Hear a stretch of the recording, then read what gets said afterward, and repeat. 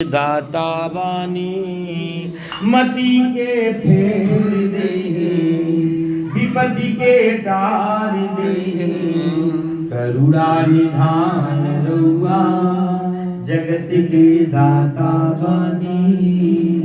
माई सबरी घर गईले हो झूठे बैर खैले, कई के बखान रउआ जगत के दाता बानी। करुणा निधान रउआ जगत के दाता बानी।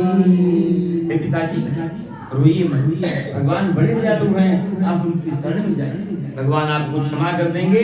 दामाद की बात को सुन करके बनिया दंडी जी के चरणों में जाकर के गिर पड़ा, रोने लगा बनिया, विलाप करने लगा बनिया कि हे प्रभु मुझे क्षमा कर दीजिए, मैंने आपको नहीं पहचाना, मैंने आपसे झूठ बोला।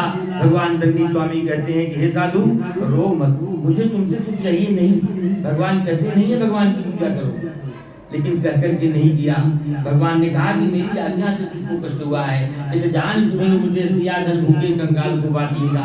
अगर धन मिला है तो धर्म संग्रह कर लीजिए जीवन में, कहीं कोई दीन मलिन दिखे उसके दुख को काटने का प्रयास करें।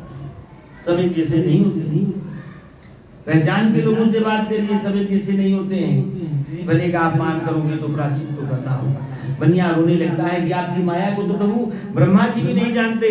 ब्रह्मा जी को भी संदेह हो जाता है कि मटकी फोड़ने वाले भगवान नहीं, मैं तो मूढ़ हूँ। ब्रह्मा जी को भी संदेह हो जाता है आपकी माया पे। हे प्रभु मेरा धन दे दीजिए मुझे, मैं अपने सामर्थ्य के अनुसार आपकी पूजा करूंगा।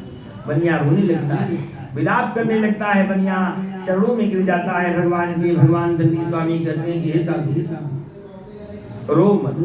भगवान बनिया की बातों से प्रसन्न हो जाते हैं, बनिया को समझाते हैं कि जो धन का घमंड है इसे मन से दूर करो, दौलत खजाना सब यहीं धर के जाना है। ATM card, credit card, debit card सब धरा रह जाएगा। थोड़ी सी जिंदगी है, कितनी जिंदगी? थोड़ी सी जिंदगी है, 100 साल की जिंदगी है, उसमें भी आधा लोग सो करके खो देते हैं। सिया राम ध्यान करो, जहाँ से आए हो वहीं घर जाना है। यहाँ पर उचित की लड़ाई झगड़ा करने का काम नहीं है, काहे को मर करके जाना है। किसी को मत सताओ, किसी के विश्वास के साथ घात मत करो, अंत में मर जाना है। बनिया को भगवान समझाते हैं और आशीर्वाद देते हैं, जा तेरा धन तुझको मिल जाए। आशीर्वाद दे करके भगवान दंडी स्वामी उस दूर पर जाकर के अंतर ध्यान हो जाते हैं। बनिया ने जाकर के देखा कि नौका तो धन से परिपूर्ण है। बहुत बनिया प्रसन्न होता है, सबको अपना मनोरथ सुनाता है कि भगवान सत्य देव की कृपा से मेरा जो धन था वो मुझे पुनः प्राप्त हो गया। ब्राह्मणों को बनिया बुलाता है, वहां पर मंगलाचार करता है बनिया, बहुत सा धन दान करता है बनिया, और फिर अपने नगर के प्रस्थान के लिए अपने नगर का प्रस्थान करते हैं बनिया।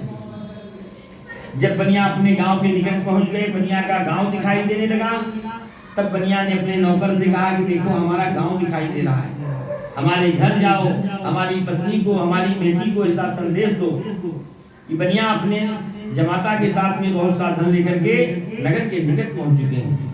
बनिया की पत्नी लीलावती उस समय भगवान सत्यनारायण का पूजन करने जा रही हैं। लीलावती पतिव्रता स्त्री है। जैसे ही लीलावती ने सुना कि हमारे पति आ रहे हैं और दामाद आ रहे हैं, अपनी बिटिया कलावती को कहती है कि तू भगवान की पूजा संपन्न करके आ, मैं पहले पति के आशीर्वाद लेकर के आती हूँ। लीलावती पति के दर्शन को चल पड़ी। कलावती का मन पूजा में नहीं लगता, जल्दी जल्दी भगवान की पूजा संपन्न करती हैं। भगवान के प्रसाद को भी न लेकर के पति के दर्शन को चल पड़ी। प्रसाद के अपमान को देख करके भगवान रुष्ट हो गए। प्रसाद का अपमान नहीं करना चाहिए, प्रसाद में फल है।